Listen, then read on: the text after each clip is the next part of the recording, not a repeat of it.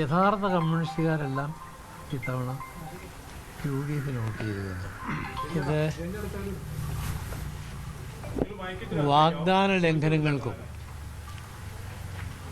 ദുർഭരണത്തിനും ധാർഷ്ട്യത്തിനുമെതിരെയുള്ള വിധിയെഴുത്താണ്.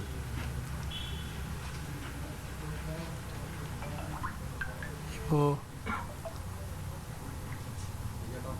സുധാകരൻ്റെയും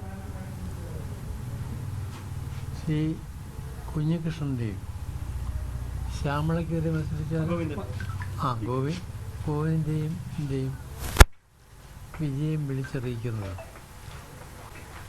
യഥാർത്ഥ കമ്മ്യൂണിസ്റ്റുകാരെല്ലാം ഇത്തവണ UDF vote ചെയ്തിരുന്നു. കാരണം ഇവിടെ ഒരു മാറ്റം,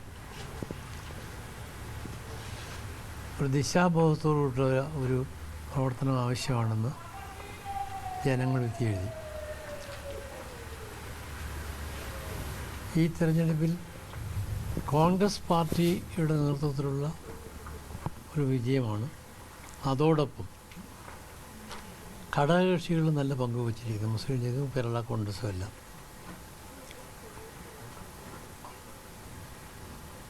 LDFിലുള്ള കേരള കോൺഗ്രസ്, ജോസ് കെ മാണിയുടെ പാർട്ടി 12 സീറ്റ് മത്സരിച്ചു. 12 ഇല വാടിക്കൊഴിഞ്ഞു.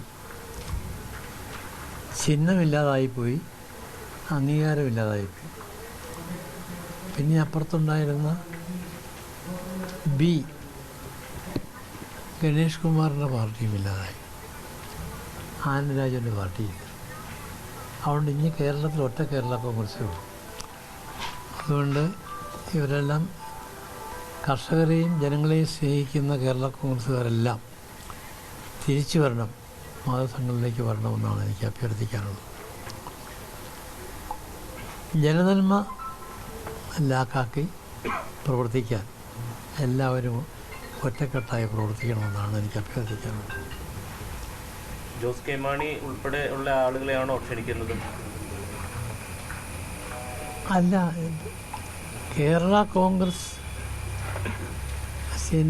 ചിന്താഗതിയുള്ള എല്ലാവരും വരണം.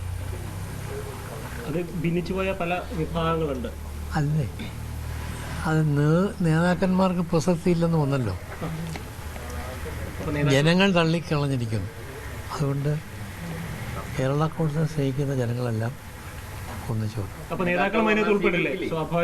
അല്ല, വന്നോട്ടെ, കുഴപ്പമില്ല. യഥാർത്ഥ തറവാട് ഇത് തന്നെയാണ് എന്ന് തെളിയിച്ചിരിക്കും. ജോസ് കെ മാണി വന്നാലും സ്വീകരിക്കും. അങ്ങനെ ഇന്നും ആരോടും പറയേണ്ട കാര്യമില്ലല്ലോ. തിരുത്തി വന്നാൽ തീരുമാനം. ചെയ്തതെല്ലാം തെറ്റായിപ്പോയി. പാർട്ടിയെയും മുന്നണിയെയും വഞ്ചിച്ചപ്പുറത്തേക്ക് പോയതിൻ്റെ തിക്തഫലമാണ് തവണ ഉണ്ടായത്. 12 സീറ്റിൽ തോറ്റു എന്നുള്ളത് ഒരു സാധാരണമല്ലല്ലോ. ഇനി അത്തരം ചർച്ചകൾക്ക് തുടക്കമിടേണ്ട അല്ല, ഈ പ്രവർത്തനമായിട്ട് മുന്നോട്ട് പോകുമ്പോൾ പ്രത്യേക ചർച്ച വേണ്ട. പ്രതിസന്ധിയുടെ ഘട്ടത്തിൽ ദൈവത്തിൽ അഭയം പ്രാപിക്കുന്നു എന്നുള്ളതാണ്. അത് നല്ലതാണ്. എങ്ങനെയാ മകൻ അപ്പുവിന്റെ വിജയത്തെ എങ്ങനെയാണ്? വലിയ ഭൂരിപക്ഷമാണ്. അത് ഈ അംഗീകാരം, ജനങ്ങൾ നൽകിയ അംഗീകാരം വിനയപൂർവ്വം സ്വീകരിച്ച് ജനസേവന രംഗത്ത് പ്രവർത്തിക്കണം. 10 വർഷം മുമ്പ് താങ്കൾക്ക് കിട്ടിയ ഭൂരിപക്ഷത്തിനോട് അടുപ്പിച്ച ഒരു ഭൂരിപക്ഷം. അതെ അതെ. പിജിയോടുള്ള സ്നേഹം കൂടി അതിനകത്തുണ്ട് എന്ന് ഞാൻ കരുതുന്നു. സർക്കാർ രൂപീകരണത്തിൽ 8 സീറ്റുകളുടെ ഫലവുമായിട്ടാണ് കേരള കോൺഗ്രസ് എടുക്കുന്നത്. അപ്പൊ അല്ല, 7